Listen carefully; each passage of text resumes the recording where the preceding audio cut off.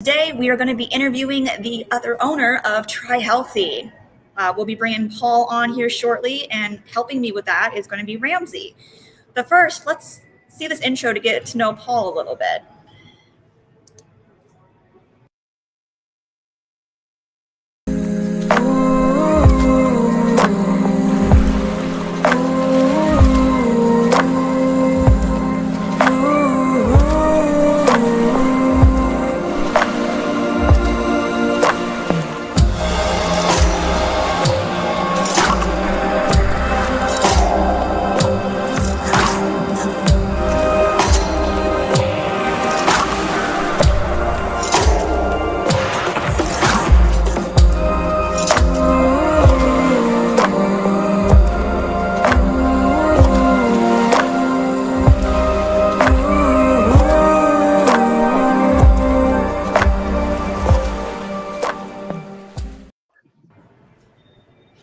Hi there.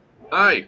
So we got Paul and we got Ramsey helping me with the interview. I had to go down another rabbit hole of photos to find all of those. You found me Did when you I make was that a video? puppy. I'm sorry? You found me when I was just a puppy. I did make that video, yes. I made his and Stacy's. You did a really good job on that video. Thank you. You're welcome. It took a while, I think over an hour just to get it how I wanted it, if that makes sense. Looks like we have our first chatter here, and they say it's free beans, and he tells us to free the beans. Well, that makes a lot of sense coming from Free Beans. Yes. So I'll start out with the first question, then we'll go to Ramsey for the next one after we get Paul's answer. So this will be the easy one that we also asked Stacy. So we'll see how your guys' answers match up. What's it like working with your spouse? Well, that's interesting. That's a great question because it's funny because today she ran errands, she ran checks, she ran the stores, and she leaves, and like 5 minutes later, I'm like, Stacy, and she's not here because I'm so used to her being right there next to me. And it's there's a lot of great things, and it definitely shows that we can work together. Then some of the cons might be that business frustration might turn over onto the personal side and vice versa. So pros and cons to everything, but I don't think I would have it any other way. It's like when she starts getting on my nerves, and then when she's not here, I'm like, I miss her. So what are you gonna do? That's like relationship goals right there. You guys are relationship goals. Well, thank you. Well, it looks like you said the right thing because we have Stacy in the comments saying, "Aw." Well, I'm also head of sales in Try Healthy. It's true. You know your words. All right, you ready for the second question? I am. I'm ready. All right, so this one's a pretty big one. Who was your biggest role model coming into this? My biggest role model. So I would say it's not one individual. It's going to be a combination of just different leaders that I've had throughout my career and throughout my life, whether they're a family member or on a professional level. You try to find those attributes that you see positive in people, and if you're able to copy them or steal them or take them or develop them, then that's your role model. If you find people that you want to emulate, and you figure out how they got to that point or what they're doing in life that makes them smile, and you try to break that down and blueprint it out to your life. Okay. That's pretty inspiring. Yeah, that makes a lot of sense too. That was a little bit different answer than, like I said, we got some of the same ones. That was also when we asked Stacy. So that's interesting to see the differences in the answers. Like, not in a bad way at all, just to see how your guys' minds work. Stacy's saying I'm way too political. Stacy also said in the chat. What was that? Oh no, I'm not much into politics, like you say, like political. Stacy asked you who in specific, though. That's Yes. the political answer, is because I leave everything very vague and very neutral. For role models, you got personal and you have professional. Personal, it's my family was a great upbringing. They kind of taught me how to be a family, if that makes sense. And what people are supposed to do and what roles and responsibilities. And I think that's kind of where my work ethic come from too, is it's if you need something, there's only one way to do it, and that's to go get it. And nobody really wants to hear you complain about not having it, so just put your pants on and go get it. On a personal level, definitely there's a lot of people in my family that have inspired me. It's the entire family. On a professional level, definitely a lot of respect to leaders that I've had in the military. There's a lot of good ones. There's been a lot of bad ones, and as time goes on, you're able to recognize those traits. And that's what I said. Even if you got a bad leader, but he might have a great trait. I get that. Go ahead and take and build yourself. Just take those Legos that you like from your role models and kind of build your own ship. I kind of laughed at the Legos thing only because totally off topic, but it just reminded me of this. When a kid goes to the children's hospital, they call the IV Lego pieces, so they're not scared of it. Okay. All so right. I get Lego pieces get mentioned a lot, and I can see because they're kind of like building blocks. Blocks, and as soon as you think you've cleaned everything up, you step on one. Yeah. And isn't that a symbolism for life? As soon as you think you got it all figured out, you're running through the house barefoot, and right there in the middle of the living room floor is a red Lego piece. I'm glad we don't do Legos in my house just for that reason. Let's see. Ready for your next question? I am ready. So this one I did word a little bit differently, just because I'm curious to what the answer would be for this one. What was your biggest fear opening up Try Healthy? I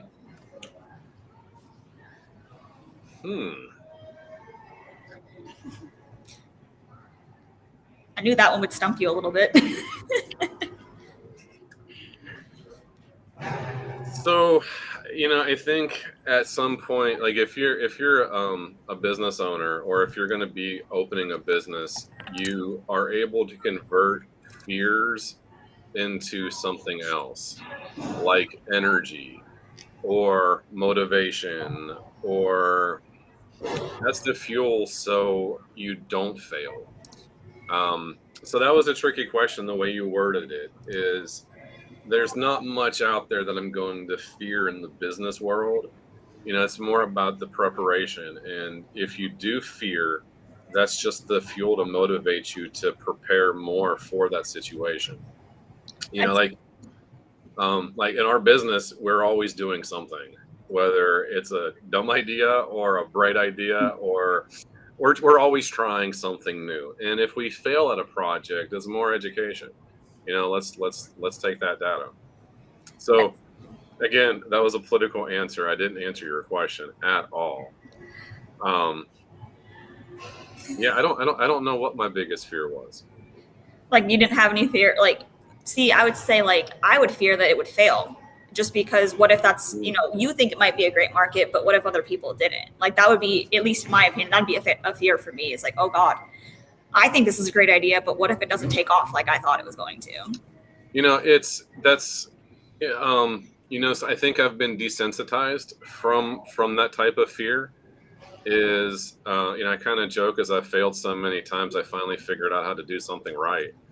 It's that blind squirrel finds a nut and it broke clocks right twice a day kind of thing. Is you learn from your mistakes. If you touch the stove and it's hot, well, don't touch it when it's on.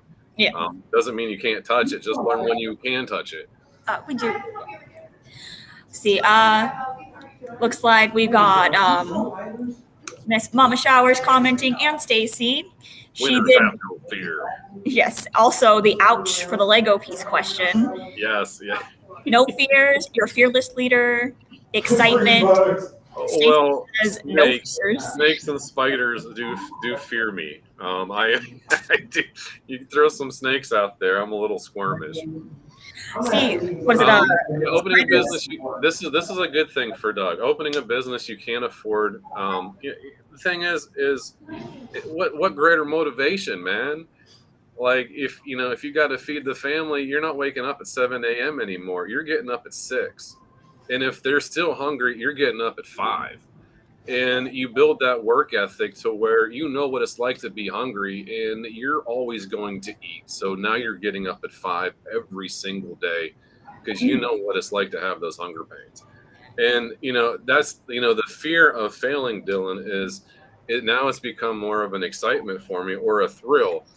But that's developed from what Doug just said is, when you launch a business and you don't have a W-2 job, it's on you. And if you've got family and, the bank doesn't care about what happened today, so I just got to wake up earlier. And that's kind of the fear of, I don't know, maybe that's the answer for the question. Not as political as the first answer. Stacy says running out of inventory, maybe. Yeah. Yeah. You can't sell something you don't have.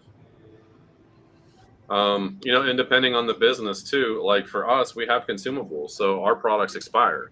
So it becomes a very light dance between having everything in stock and having things expire.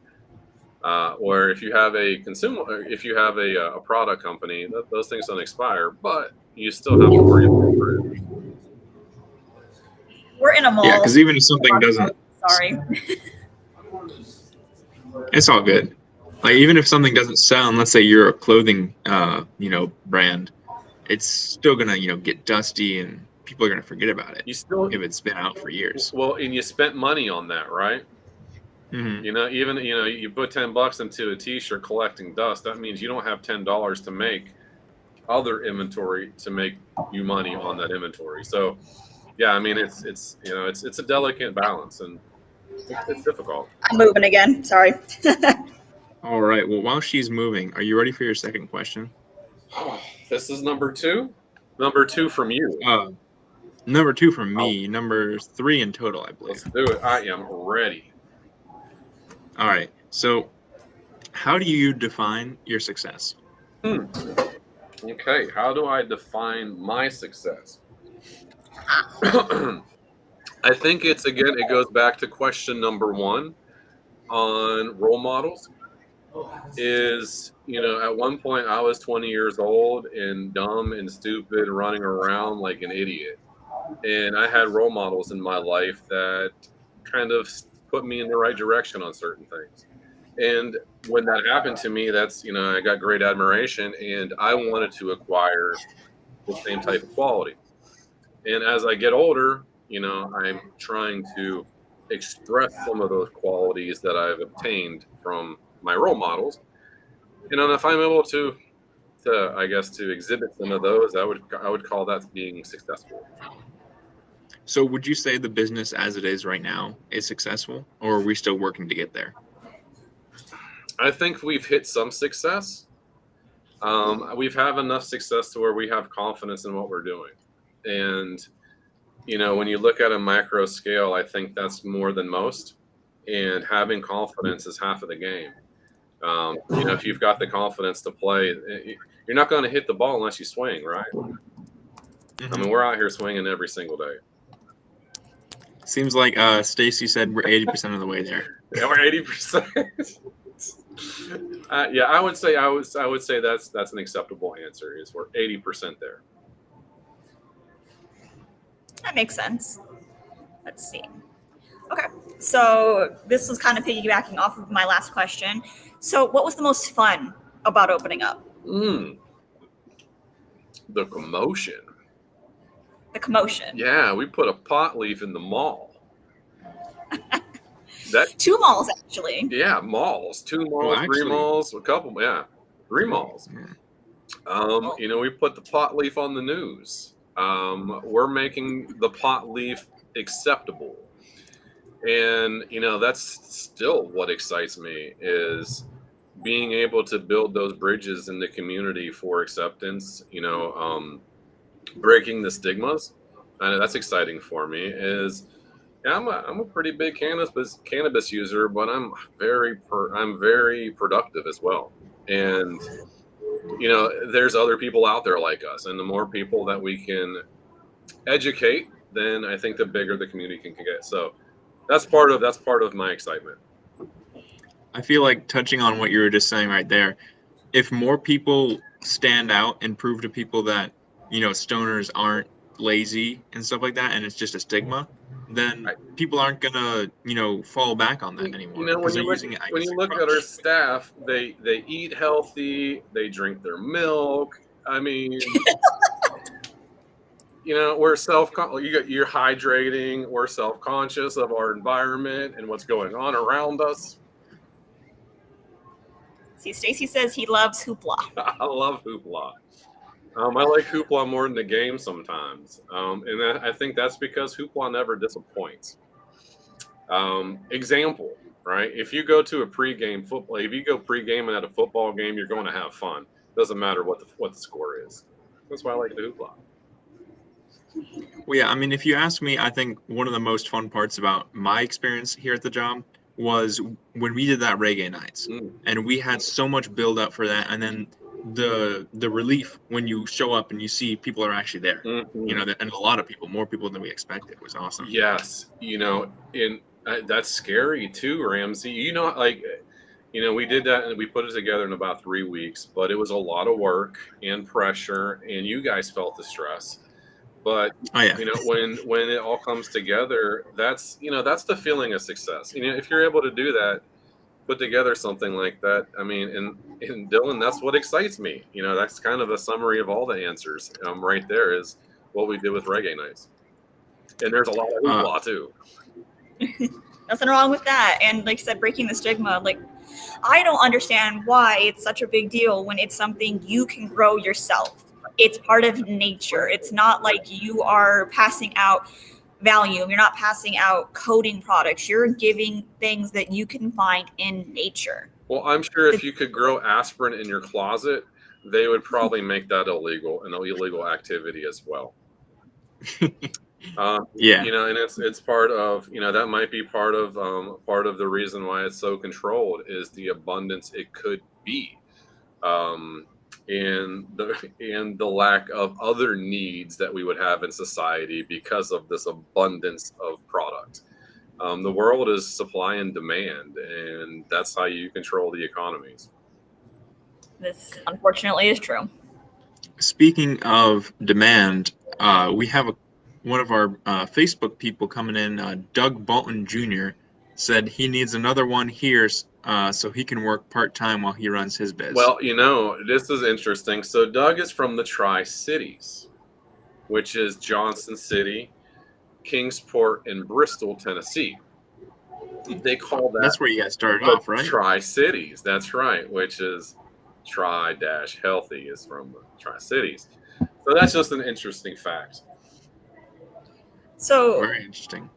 I also noticed, and I'm pretty sure it was unintentional, Tri-Healthy CBD, if you take the first letter of each of those words, it says THC. Yeah, that's cute. Was that on purpose? Maybe. We're kind of good at marketing. So, yeah, that wasn't a coincidence. Stacy says just a little bit with a smiley face. All right, you ready for the third question I'm going to ask you? I think 6th in total. Yes, I am ready. All right, so what would you say makes a good leader? What makes a good leader, I think, is going to be somebody that would not ask anybody else to do something that they would not do themselves or have done. That makes sense. Because if you're not willing to do it, you don't really own the right to tell somebody else to do it, is kind of my view on that. And again, that's just developed through, the leaders that I've respected, meaning, I liked the chiefs and, the old heads in the military that got dirty with you on the aircraft, that you couldn't keep them off. You couldn't keep them from working with you. And they're the ones out there that you know, they're going to be out there in the field with you, and I think that's what makes a great leader.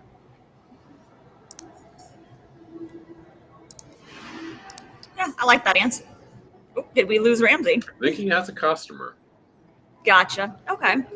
And Doug says awesome answer, which I do agree, because you can't. I don't believe that you like. Say I've never been, but I have, but I'm just gonna use this as an excuse. I've never been bungee jumping, but I'm like, okay, for a team building exercise, you guys are going bungee jumping, but I'm not gonna do it. Yeah. And also don't front like you're the expert at it either, and telling me what I did wrong when I bungee jumped, and you've never like, yeah. It's, you know, it's kind of, yeah. If you're gonna talk the talk, I'd like to know that you've walked it. So, you know, and that kind of builds trust between a leader and, you know, whoever is following. I think I remember. Was it Stacy saying your palms got sweaty when you saw that video? I did.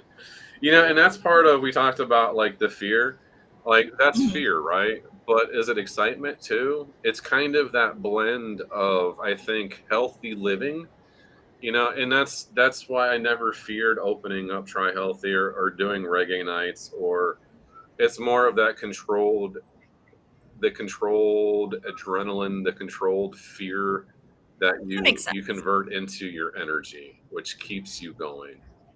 Yeah. I don't know, Paul, would you go bungee jumping? It's not part of the interview, just I'm curious. So I would, but the older I get, the less probability it goes up. So like my risk tolerance is so, like, at one point it was super high, but now as I get older, I don't know, maybe I like life too much now. I mean, as long as you get someone that knows what they're doing when they're hooking you up. I do hate heights too. Like now my palms are sweating, Dylan, because I'm thinking about it. So it's only 130 feet in the air. You'd be okay. How are we getting up? Do I have to climb a ladder? Is there an elevator? It elevates you up. Okay, I can do that. Like if it was scary on the ascent, I think I would just jump because I couldn't handle the descent. If it makes you feel any better, I told before it happened, like I jumped, I looked back at the dude and I said, look, I really want to do this, but you're going to need to push me. And he said, I already knew that, and he pushed. He pushed as hard as he could push, and I didn't know what to do with my legs. So if you thought my legs were going like this, because I'm like, what do I do? And then I'm like, wait, just be still and let it go. So I looked like a duck paddling in water. That's funny. Stacy says he would pass out. You think? Do you think so, Stacy? Do you think I would pass out?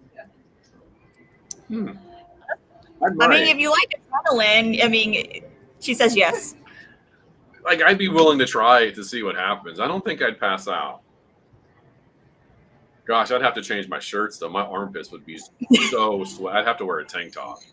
I do say that I feel like it's something you would at least have to try once in your life, and because it is fun. I mean, it was terrifying, I'm not gonna lie, but it was something, once it was done, I was like, if I had the money, I would do it again. See, I'm also like, I'm not a small person. So like at roller coasters, like just sometimes I don't fit right.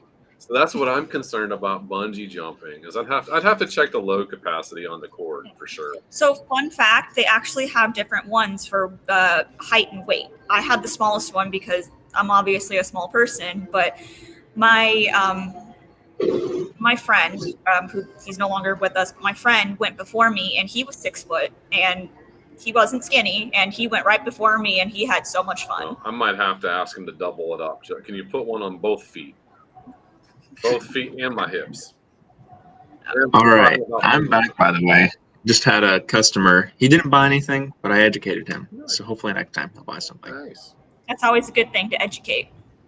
Before I left, though, I was formulating a response to what you were saying to my question, and I really liked your answer. And honestly, after that, I've gained like a new level of respect for you. Like, obviously, I already respected you before that, but I like you even more now. Well, thank you. What was my answer? Because when I asked you what makes a good leader, Hmm. you said the number one thing is a leader would never ask someone to do something they wouldn't do themselves. Yeah. And for me, that's how I would answer that question exactly the same way.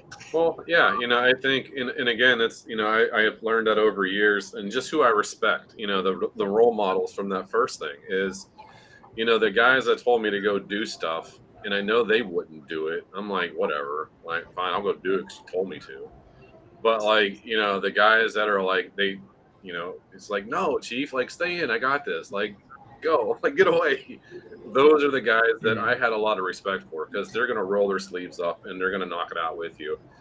But as I got older in the military, I learned they had a lot of other shit on their plate. They didn't have time to clean off a clamshell. That was my job, where they had to go worry about saving stuff and like other important things. Yeah, I know what you mean.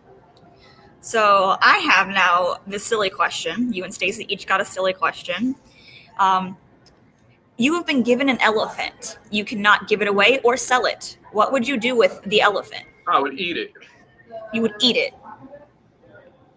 Are they even edible? I don't know, but I would start at one. I would start at the fingernails.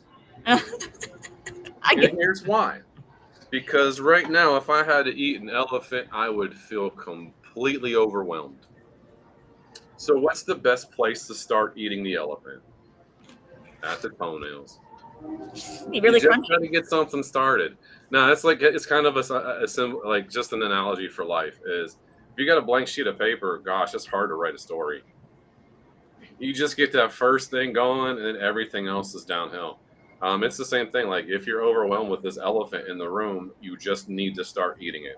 Just start, and then pretty soon you're done with it. So that's what I would do with an elephant. I don't know. I mean, you could always, charge people to take rides on the elephant. Well, could it be a chocolate elephant? Could we do a chocolate elephant? It just says elephant. Doesn't really say what kind. I think I'll call it a chocolate elephant, and I would eat it. I think maybe you just want to eat some chocolate right now. Yeah. I got chocolate popcorn for after the interview. Doug says poor elephant. Nice. I guess. Oh, you still gotta try it. Like they're strawberry flavored. I would ride it and give rides. See, Stacy, there you go. That's a side hustle for you guys right there. You could earn some money because you would be able to get people like, oh, I get to ride an elephant? Okay. You guys want a fun fact? Ask Doug about the Irwin elephant. This is a sad story. Doug, what's the Irwin elephant? This is so sad. And then eat it. So she would also eat it as well. You would eat it? She would eat it after. Yeah. Like I said, you guys still got to try caramel popcorn and melt a whole bar of the D9 chocolate all over the caramel popcorn. It is delicious. That does work. I feel like that would be even better than the chocolate It popcorn. is. Like, well, after you melt it, you put it in the freezer so it sticks to it's not like melty, and it's so good. So I forgot my chocolate popcorn in the car yesterday in Florida. And I got it out later that night, and it's just one giant chocolate ball. So you got a popcorn ball. I got a big. It said only not to consume more than 7 pieces at one time. I'm like, dude, it's just one piece. Wait, it says that on the bag? I'd eat more than 7 pieces. Yeah, that's what I know. Now we all feel bad about ourselves, huh? We're like, oh my gosh. But it's so good. You can't stop yourself. You can't stop. I eat like 7 handfuls. Trick is, man, you just melt them all together and it's all one piece. You can go back for 7 more bags. Technically. That's true. I mean, it says on the box you should eat 7 pieces. This is the recommended dosing. I don't want to go against what they're saying. I mean. All right, are you ready for my question? Yes. All right. What would you change about your business journey if you could go back? It's a tough question, man, because if we don't like something, we change it tomorrow. Right? I mean, yeah. So I have a hard time answering that one because, if we see a change, I don't think we wait on it. We talk about it as a team. We do a group discussion, and then if we need to make a change, there's no hesitation. So there's nothing at all that would change.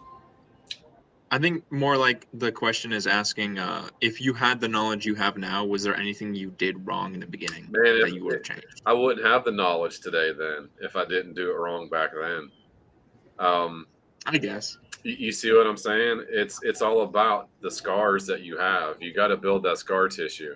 Okay, so I'll reword it then. So if you had a time machine, knowing what you know now, would you go back and tell past Paul what he could do to make it more successful a lot faster than what it was? I would get fidget spinners right before that Easter. Do you know what year, whatever year that was, that fidget spinners came out? They were the big thing. Holy smokes, did those things sell? I'd probably say invest in fidget spinners.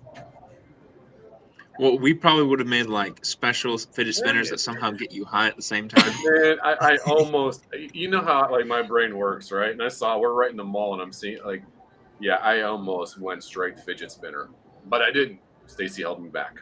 Pot spinners is what Stacy just said. Spinners. If we would have went full spinner, that would have probably been my answer to that question. Is we shouldn't have went full spinner. Again, that question's hard to answer because I got Stacy. That's what it's like working with your spouse. She keeps you from doing dumb things. Meadow said good job to Stacy for that.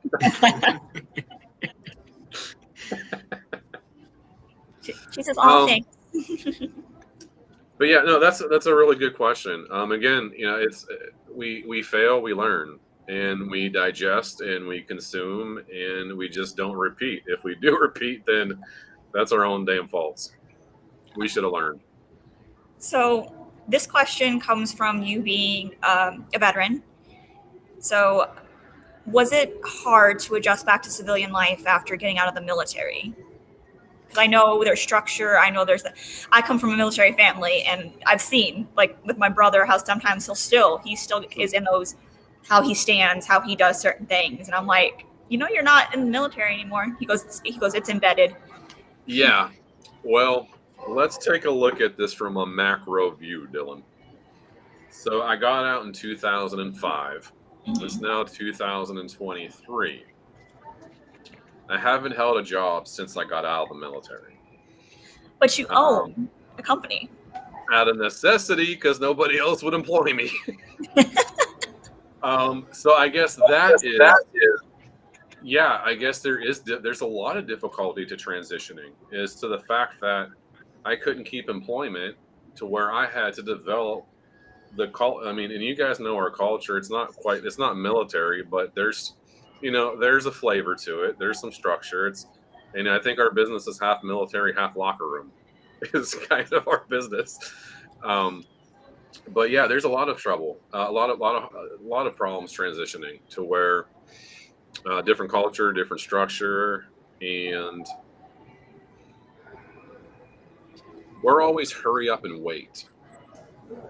So when I got a job, I was done by 10 a.m. And everybody's like, you're not supposed to be done till 5. I'm like, well, what am I supposed to do? Because you would be done with everything before everybody else. Well, yeah, because, we were salaried. We got paid on the 1st and the 15th. It didn't matter if I worked 48 hours in one day or if I worked no hours in one day. So when we pulled into work, it wasn't, we got to work until 5. It was, we working until we're done. If we're out of here by noon, we're out of here by 11:30 because we're going to kick some butt. So that was the mentality is as soon as we're off, we're out in town. And we didn't want to stay in base. I mean, the barracks stunk. So that was our motivation, was get done with work. We're out in town, seeing, living life. Oh, no, that makes sense. So, and that's, we try to build that culture in here with Try Healthy as well, to where always stay busy, always work on something, always stay productive, and just work on improving things. So I guess that's kind of the difficulty in the transition. Yeah. I first wanted to say no, but then I'm looking back on the history and I kind of had to make my own business just to survive. I mean, I remember, like I said, just being I was married to someone in the military. I remember there'd be times he'd come home at 12 and I'm like, I'm like, are you gonna like miss pay? And he goes, no, we get paid for the day regardless. And I'm like, Going to bed. wow. I was up at 5. I'm gonna take a I'm nap. like, okay.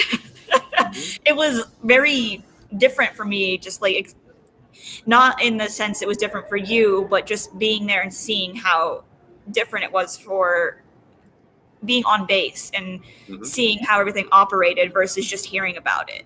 So it's a different world. And that, I joined right out of high school, so that was really like my first job. So that's how I thought everything was supposed to be, which was kind of a shock. Well, that kind of ties into to my next question. I'm actually going to skip a question and do this one first, because the last question for me, which I'm moving up now, was, of all the businesses you could have started, why did you specifically start a CBD store? That's a really good question. In Meadow thing, I'm saying macro too much, so we're just going to call it macaroni from now on. So Try Healthy. On the business side, I think we saw a trend moving. It was back in 2018, 2019. We were doing a lot of different businesses. I think we had 10 locations at some point with what we were doing with apparel and consultant. Just we were all over the place, and we were down in Knoxville, and we saw every other place had CBD for sale. And we were 60 minutes east, and we saw no CBD, and we're like, maybe we try it. And I think Tennessee, there's a lot of, everybody was already established in Tennessee, and there's a lot of competition. So we were born in the professional leagues, if that kind of makes sense. Like, our competition was really good competition. We were up against people that knew stuff. They were growing. Like, it was a very hot industry in that area where it was semi-saturated. So when we opened in Ohio, it was brand new to Ohio, but we had all this knowledge. I mean, we were fighting heavyweights in Tennessee, going to Ohio where it was brand new. And we already had them scars, and we were already battered and beaten, and we kind of knew how to run the game. So is that one of the many reasons why Try Healthy is distinctly a cut above the rest, especially here in Florida and Ohio? I'd say so. I mean, you look at our scar tissue. In the I guess the diversity in our makeup. That makes sense. See, we were raised by the big dogs. Oh, I was gonna read that too. Yeah, it's all good. I saw it pop up. I think we each have one more question, and then I also I'm going to share my screen after our questions, because you were saying how Ohio when you opened up. I have a photo of a ribbon cutting here in Southern Park that I'd like to. Oh man! But our last two questions first. So, with everything going on, we got reggae nights, we got the shirts ATM, which is actually where I'm sitting right now. It's where all that's at. What is the thought process that goes behind these new projects, new ideas, or even new items that you want to bring to the store? That's a good question. I think it goes back to when we were talking about our role models, where you find something that you really like. You need to figure out how to build that into your lifestyle. Meaning, like, if you admire somebody that's super physically fit, how does he stay fit? You got to figure out how he stays fit. Then you got to realize how much work it takes to be that fit. Then you reevaluate, how fit do I really want to be? Maybe not as fit as him, but maybe right here. And that's kind of, you develop your daily routines to kind of fit what that goal is. It's the same thing for me now in business. Is if I want to do something, me and Stacy, we probably work 50 to 60 hours a week, but I don't really know how many hours are at the job or how many hours we're working during that time frame. Meaning, everything that we do, the majority of it's enjoyable. So if we see a piece, how do we add that piece? And then that's kind of the progression to get that piece into the business. Makes sense. Example, and also like we, we're in Southwest Florida right now, right? And Cleveland is a hotbed of reggae music. So Jordan loves reggae. I like reggae. We got two hotbeds. Let's just try to connect these dots. And in the meantime, we've got a hemp business that just fits beautifully as a partner with all this. So let's enjoy work. So that's kind of how we add these new pieces. It's we're coming to work and we're researching bands now. Like, it's not a bad day at the office. So yeah, I hope that answers the question. It does. It's like a perfectly planned out vacation, Dylan. Nothing ever goes right, but the memories are the trip, not the destination. That makes sense. Let's see. So I think Ramsey should have one more question before I go ahead and share my screen. All right. I do have one last question, and I think this is a pretty good question to end it with. What is your favorite thing about running Tri-Dash Healthy? All of it. All of it. Man, I can't pick just one thing. I like the marketing side. It's probably what gets me the most excited.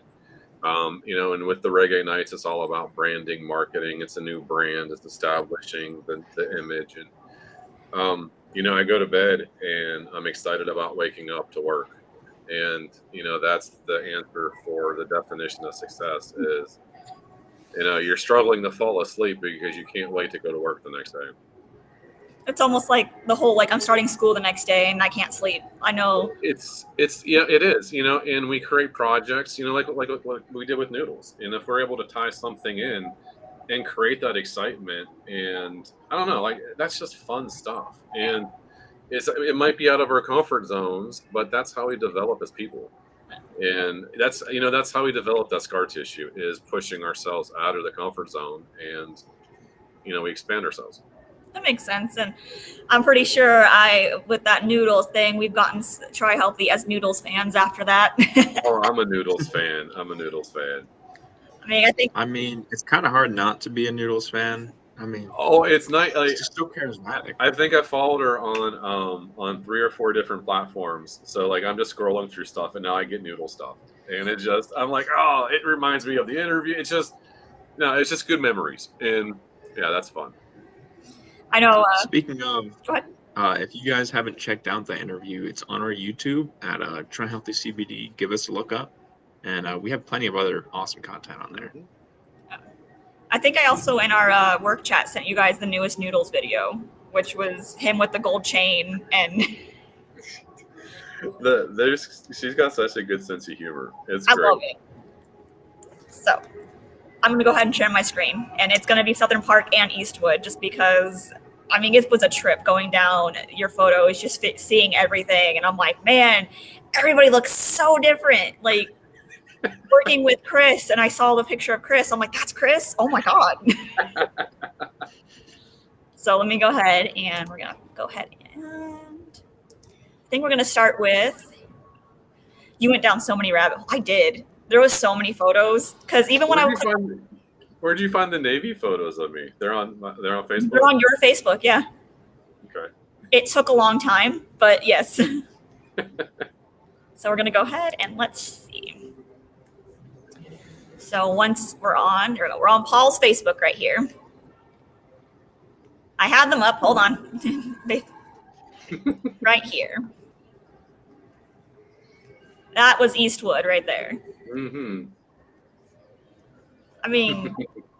Is that Chris standing next to Stacy? Yeah, yes, that's Chris.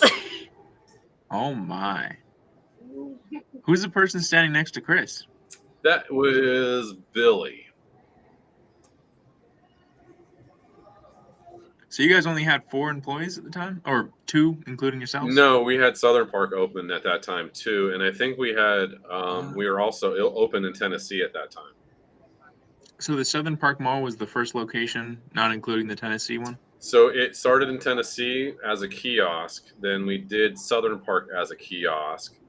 Then Eastwood was a store. Southern was a store. Then we did Venice, Northport, Osprey, Port Charlotte, and Lakeland at the same time. Oh, nice. There's you and Stacy. That's me and Stacy. You know what's funny? I'm actually giving my until once I run out, I'm giving my kid that CBD oil right now. And oh my God, it's funny. Every time he'll go water, and I'm like, it's oil, but okay, water, sure. And then you'll see my dad in the background, Jay Stone. Well, you were getting interviewed here too, weren't you? Yeah, that was exciting. I think that was either channel 21 or 27. One of them. Man, look at that beard. I was a You know what's funny? beard. You actually kind of look the same. Like Chris looks so much different, but you guys look like you haven't aged a day. I told that to Stacy. I'm like, you age at all because you look like you have not aged a day. Like both of you, like just look. Aside from some of your hairstyles, Paul, like oh my goodness. We have Adam Trees who says that Eastwood is the OG store. Eastwood is the OG store. And this is what I meant by your hairstyle, Paul. Oh man, that was awesome. Look at that. Now that looks different. Ramsey's like, wow. That was my senior pictures. Oh wow. But yeah, those were the name. I don't know if you saw really quick. Go back real quick. Sure. And that you got a picture of my first job. I'll go. Let me start the screen share again. Share. You got to. Yeah, it was my first job. Where? The Navy? No. Go up one row all the way to the right. Right. Yeah. Right above. One over to the right. Up one. No. Up. Go up. To the right. To the right. That one. Check out that uniform. What job was that? That Mickey D's. That was a Mickey D's uniform. Really? It's blue. Look at the hat. Look at the logo. It's an M. Dude, if I still had that hat, I bet you it'd be That a looks- collector's item. That looks more like the Michigan State logo than the. It does. No, that was Mickey D's. That was, They've changed so much over the years. They really I have. didn't last very long there. Fast food was my first job, and I did not like it. Now let me see. I might actually be able to find the picture here versus going through my rabbit hole of photos I had to find because, you know, lots of photos. Because not only are they on your account, they're connected to Stacy's. So as soon as I'd go to your account, it would bring me to Stacy's account. If not, we'll share what I have on my account. We're just gonna do that because Facebook's being slow and laggy. Adam Trees says, "Go through more. Explain that gram." I don't know what gram he's talking about. I don't either. Maybe Paul does. Well, if it was on Facebook, it couldn't have been too bad because I mean I know that Facebook police check my stuff every day. Do you think they're probably because of all the mentioning of, you know, product and stuff, but again, If it's a it was natural Twitter thing. post, I might have some explaining to do. Oh, there's shirts ATM. I said I'm trying to find it, but I think now we're getting into your old MMA stuff actually.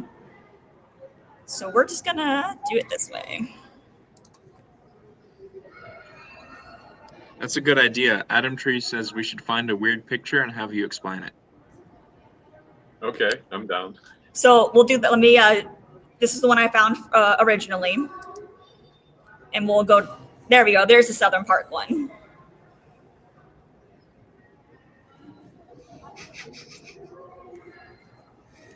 That's the babyface Chris. Oh, give me 1 second. I will. Oh, never mind. About to say my son's school was calling, and I didn't see it until just now, and I really hope everything is okay.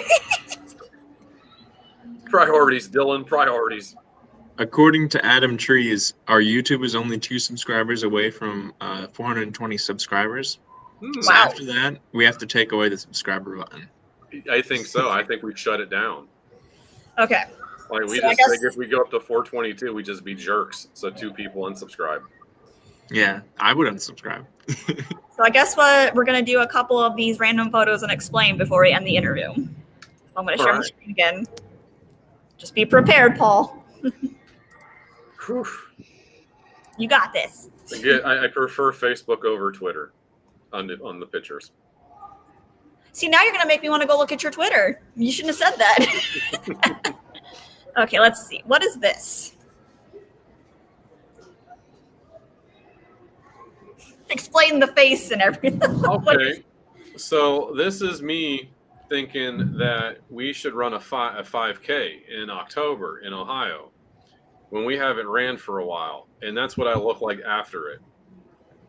Again, I told you guys you should always get out of your comfort zone. Don't do it with 5Ks. They're real. They hurt, and you can tell it was painful that day.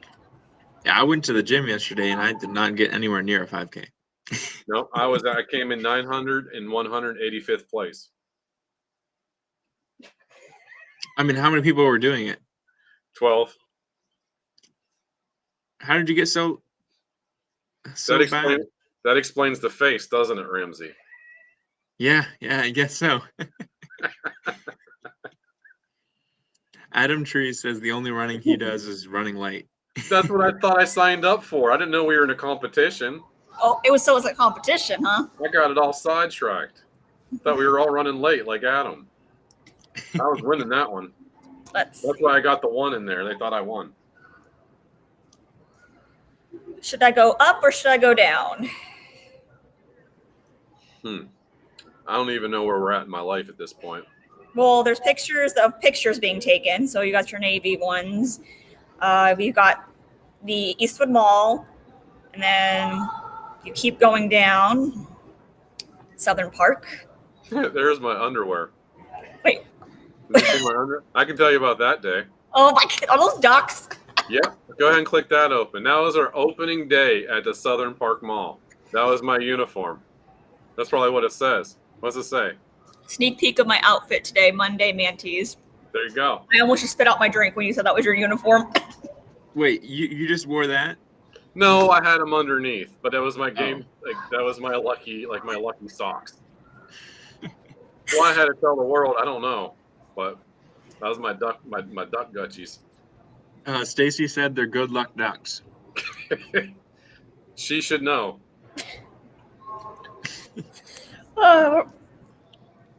Okay, let's see. Down the rabbit hole we go. So were you wearing those when you met Stacy? No. Oh. I love how She he's said like, TMI, by the way. wait, what? Stacy said TMI. Not yet. Okay, so If there was pictures, that's way too much information. But we don't have the video footage. Again, stay off my Twitter. I'm really checking out your Twitter after this. you can't say don't do something because then that just means we're going to do it. You realize that. It's like that's telling a child no. Ooh, right here. That's good. Scroll back up. Or down. Right there. On the one on the left. With you and Stacy? Yeah. Click on that one. So that is at the Bristol Motor Speedway. Okay. And we used to work in the suites, and we were suite managers. And we would find an empty suite, and we would pretend like it was ours, and we would just watch the race there. Aww, Life was good. that's so sweet. So you guys had a suite, you said? No, we were supposed to work them. I was the floor manager, and she was the suite manager. Oh, okay. So, I mean, this is how good of a manager. Dylan, this is why I can't keep him. I can't stay employed. We don't want to get into the story. Levy restaurants might be watching. Levy legend over here. I'm a Levy legend. Is that the company that you're working for? Yeah, at that point, I think so. Well, we lived right by the racetrack, so they would come in to cater So they would hire a bunch of locals to come in and do the races. So, I mean, it was a really good paying job, and it was a lot of fun. And if you look behind us, the track is only a half-mile track. Okay. And the angle of the bank, I think, is 19 degrees. And during Christmas, it's called the Speedway and Lights, and you can drive around it. And it's nothing like taking a minivan around 19-degree banks. It is like you're like this. It is wild. And the most impressive thing I've seen, them semi-trucks getting out of that place. It's like I can only imagine. It was like a pretty dance of hippos, all choreographed in skirts and tutus. That reminds me of Fantasia. Wow. I'm glad it does. So I think we're going to do one more scroll and explain. So let me go ahead and we're just going to scroll down. It might be laggy, so just keep that in mind when you tell me to stop.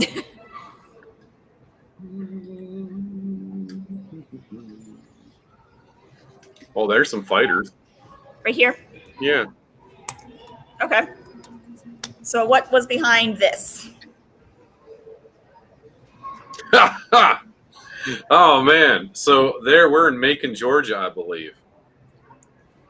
And we set up, Stacy, this is where we set up underneath the stairwell. Do you remember that? Yeah. And that was in Macon, Georgia, inside a little bar. The venue is really cool because there was an upstairs. And this guy, he was a fighter from Atlanta. And he was on American Top Team.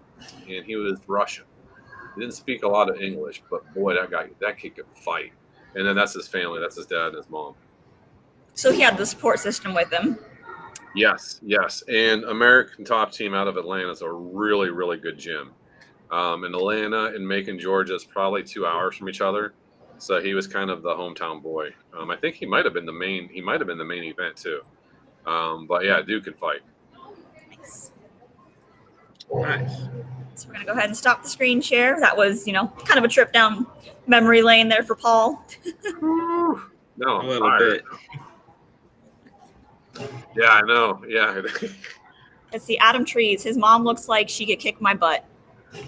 I tell you, them female fighters, holy smokes. I think what happens a lot, like, because we were pretty big in the fight game, is, the females, they want to get in shape.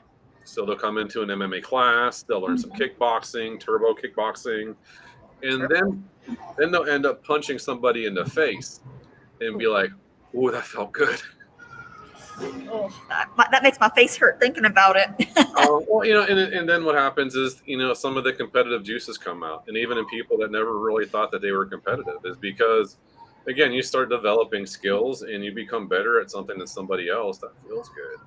That's competition. You're able to, and then it becomes somewhat of an addiction. And then you got female fighters. I think that's kind of what happened. Stacy says she loves watching the chicks fight. There's no stop. There's no quit. They don't quit. I'm just like, stop, and they keep going. Yeah. So there's no chill at all. No, it tells me this is why I'm not a fighter. I'm gonna stay on this side of the cage. Let's see, love seeing fighters shake their hands after fights. Their hands must hurt if they're going to be, punching people. Oh, yeah. I mean, I don't know if you've ever punched someone in the face, but it hurts more than you would think because faces are made of bone. Yeah, I've never punched anybody, so. I'm thinking we can do that next Friday for training. I'm good. Nope. I've got kids that I don't need them to be like, Mommy, what's wrong with your face? We'll put gloves on. It's fine. And we'll have somebody supervise it. We should definitely do some training for when you're closing, get the whole, the pads and the gloves like Rocky. But yeah, you guys are coming out this weekend, aren't you? Yeah, we're going to do the training this week. That's why we're coming up. We're going to pads and mitts, heavy bag training. Gotta make sure you guys know what to do if you find that weirdo in the mall. You never know. No, I mean, seriously though, you're not wrong, Ramsey. The past couple times I've left work, I've had people walk with me because because of Yeah, I got a new one. not like walk with me, but walk beside me and make noises, make cat calling. And one was like, oh, hey, little mama, or like that. And they're like, I love you. I keep my head down. And I'm like, I'm just going to walk to my car. Out here in Southern Park, you walk out a back way. And there was people out by we have a golf thing. And they were about to go back in, and they saw me walking out, and they smiled and just stood there. And I'm like, oh, no, let's not do this. Like, I almost walked right back into the store. Like, I feel like maybe some training would benefit me, but... So MMA training is on board. Doug says he's in. I mean, my brother did teach me how to throw knives when I was like 3, so... Well, Stacy, can you get some knives on order for Southern Yeah, Park? just come out of the store throwing knives. One in each hand. Well, so I think we should probably wrap up the interview. We're going on an hour because, Oh, Wow. I like to talk. but it was a great interview. Thank you for taking the time out of your day to do this. Kind of gives people a chance to get to know who, Paul, who Stacy, who you guys are, and what the background of the business actually is. So, Well, it was fun. I appreciate it. was it as bad that you got some new questions? No, they were good. All good questions. All really good questions. I didn't mean to overtalk on you, Ramsey. What'd you say? No, I was just saying that the time flew because we were having so much fun talking to each other. It I did. didn't- My yeah, I computer's didn't- about dead too. So yeah, we've been on here for a while. I didn't even Oh, know wow. until I looked up. I'm like, oh God, it's been an hour, guys. And Takeaway Tennessee store. Yeah, I guess Doug is really lobbying for that Try Healthy Tennessee to come back and play. Hey, I mean, you can always dream. You never know. Dreams could come true. Well, mark it in your calendars. That's where we're coming next, I guess, right? Well, I'm going to go ahead. We're going to just end the stream. If you guys want to stick around just for a couple minutes afterward, we can just kind of go over how it went. But everyone who tuned in, thank you all so much. Thanks you, Paul, again. And, Ramsey, too, for taking the time. I know it was a little bit longer than we were expecting, but I think it went really well. So, I think so, too. All right. Thanks, Dylan. see.